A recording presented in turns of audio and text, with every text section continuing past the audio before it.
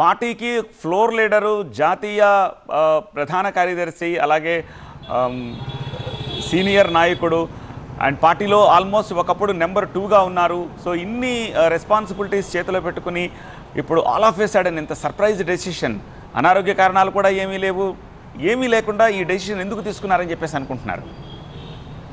ఇది ఖచ్చితంగా తెలుగు రాష్ట్ర రాజకీయాల్లో ప్రకంపనలు సృష్టించే వార్త. అంతేకాదు వైఎస్ఆర్ కాంగ్రెస్ పార్టీకి అయితే ఇది ఏ కార్యకర్త కూడా జీర్ణించుకోలేని వార్తగానే మనం చెప్పుకోవాలి. ఎందుకంటే ఆ పార్టీ వ్యవస్థాపకుల్లో ఒకరు విజయసాయిరెడ్డి.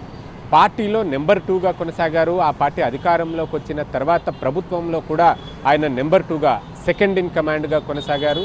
అంతేకాదు రాజ్యసభ సభ్యులుగా ఆ పార్టీకి ఎంఎస్ ఎక్సెల్ ఈ స్కిల్ ప్రతి ఒక్కరి జీవితంలో చాలా ఇంపార్టెంట్. ఈ ఎంఎస్ ఎక్సెల్ని సింపుల్ పద్ధతిలో నేర్చుకోవడానికి ఇప్పుడే ఫ్రీడమ్ యాప్ని డౌన్లోడ్ చేసుకోండి. పార్లమెంటరీ పార్టీ నేతగా సుదీర్ఘకాలం పాటు సేవలందించారు. గత ఏడాది ఎప్పుడైతే వైవి సుబ్బారెడ్డి రాజ్యసభ సభ్యులుగా ఎన్నికయ్యారో అప్పుడు ఆ పార్లమెంటరీ పార్టీ నేత పదవిని ఆయనకు పార్టీ కట్టబెట్టింది. అప్పటి నుంచి వైవి సుబ్బారెడ్డి పార్లమెంటరీ పార్టీ నేతగా ఉంటూ వస్తున్నారు. విజయసాయిరెడ్డి కేవలం రాజ్యసభ ఫ్లోర్ లీడర్గా మాత్రమే కొనసాగుతూ వస్తున్నారు. సో ఈ నిర్ణయం కంటే ముందు నుంచే విజయసాయిరెడ్డిలో కొంత పార్టీలో చోటు చేసుకుంటున్న పరిణామాలు, వీటన్నిటి పట్ల తాను సఫోకేట్ అవుతున్నట్లుగా అనిపించింది.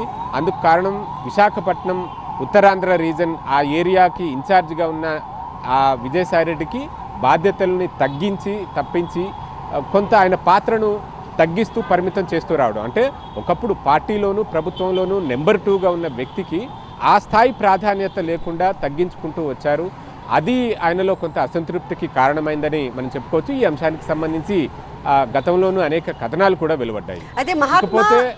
ఇప్పుడు ఆయన ఈ ప్రకటన చేసిన ఈ టైమింగ్కి ఏమన్నా సిగ్నిఫికెన్స్ ఉందా? ఎందుకంటే అట్ దిస్ మూమెంట్ ఎందుకు ఆయన ఈ నిర్ణయం తీసుకున్నారు? గత కొంతకాలంగా ఈ అసంతృప్తి వగేరా ఉన్నప్పటికీ అట్ దిస్ పాయింట్ ఆయన ఈ నిర్ణయం తీసుకోవడం వెనక ఇంకేమైనా కారణాలు ఉన్నాయా?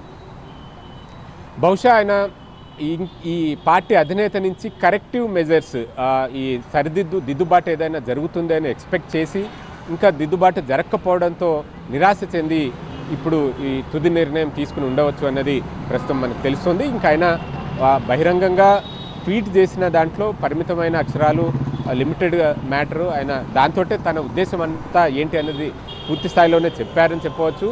భవిష్యత్తులో ఇక రాజకీయాల్లో ఉండట్లేదు అన్న విషయం కూడా ఆ ట్వీట్ ద్వారా క్లారిటీ ఇచ్చారు. ఏ రాజకీయ పార్టీలోనూ చేరడం లేదు, వ్యవసాయమే ఇక తన భవిష్యత్తు అంటూ ఆయన చెప్పుకుంటూ వచ్చారంటే ఇక రాజకీయాలకు దూరంగా ఉంటానన్న మెసేజ్ అయితే ఉంది. మరి ఈ నిర్ణయం ఇదే కొనసాగుతుందా, మారుతుందా?